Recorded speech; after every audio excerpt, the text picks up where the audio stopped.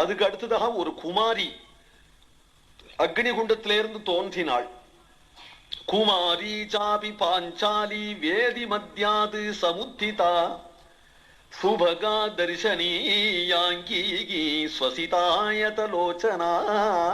அக்னிகுண்டத்திலிருந்து தோன்றியவளை, ஒரு தாய் வயிற்றில பிறந்தவள் அல்ல, பஞ்சசக்திமயி தேவி என்று சொல்லுகிறார்.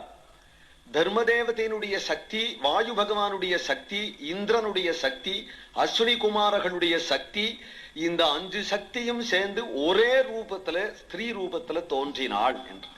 அவளும் விவாகத்துக்கு உச்சிதமான வயசு உடையவளாக, மிகவும் அழகுடையவளாக, உயர்ந்த வஸ்திர ஆபரணங்கள் அணிஞ்சவளாக தேவியாகவே தோன்றினாள். உடனே அசரீரமாக கேட்டது, இந்த புத்திரனும் இந்த குமாரியும் உன்னுடைய பிள்ளையாவும் உன்னுடைய பெண்ணாகவும் நீ பாவிக்க கடவாய்